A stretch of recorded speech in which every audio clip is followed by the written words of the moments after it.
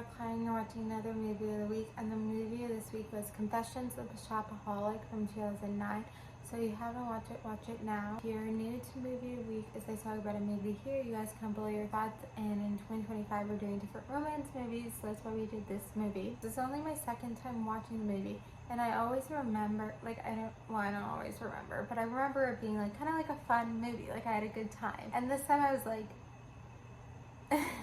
I don't know, I just feel like that's a lot of these where it's like when I'm analyzing the movies, especially when it's not supposed to be a movie that you're supposed to analyze, like it just changes my perception about movies. You know, I think some of the movies, I like analyzing it and I have fun analyzing, and maybe those are more like the cinephile movies. Like I feel like the previous movie we did, In the Mood for Love, like that was more of a cinephile movie, so like I had more fun analyzing that movie, and I think that's very common to analyze that type of movie. But movies like this people don't really analyze, and I feel like a lot of these romance movies, I feel like a lot of movies we've done this year have just kind of been this way where it's harder to analyze.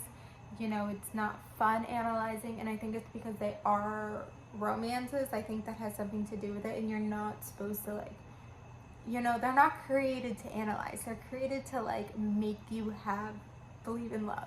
That's what it is, especially the rom-com. So this is a rom-com. It's based off a book. I did watch this with my mom, my brother, and so I don't know, she's just super ditzy. She has such a money problem.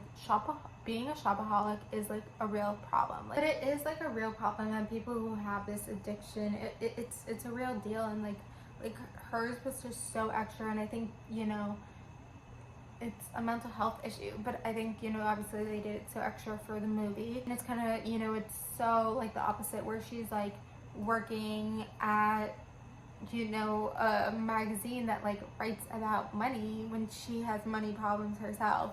But obviously it can't just be a movie about a shopaholic that has money problems and then works at a magazine that writes about money. I think you could get a story from that, and it could be a drama or something. But there's, I think, a different way to tell the story. But obviously this is a rom-com, so of course she's fall in love with her boss, which is something we haven't done yet.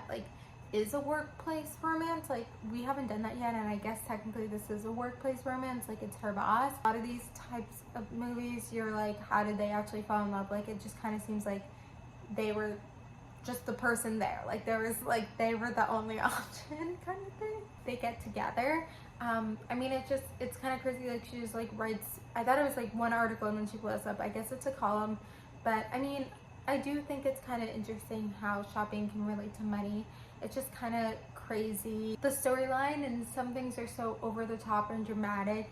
And even though I watched this before, I forgot a lot of things, but it's you can kind of guess what's going to happen next, and there's not much to it. Why did I do it for movie of the week? We've done a lot of rom-coms. I still feel like every rom-com we have done is different.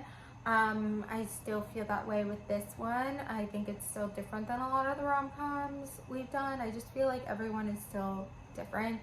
And we haven't had a workplace rom-com, so I guess that's how it's different. But I think it's also that point where I touched on where this idea could be taken and you just take out the romance, and it's very different, but it's actually a strong idea. And I feel like a lot of the other things, it's they needed the romance to make the story. This didn't need the romance to make the story. It kind of felt like the romance was very secondary, and it's not secondary because it's okay, it was kind of there, but let's say thriller was at the front, and it just was, I feel like it could have been told without the romance, but then it wouldn't be a rom-com, so you would need to make it a drama. But I feel like you could make it a drama. Anyway, I'm gonna end it here, but comment below your thoughts. And then the movie for next week is Hitman from 2023, so comment below your thoughts about Confessions of a Shopaholic, and watch Hitman for next week. Thank you guys for watching. Comment, subscribe, and bye.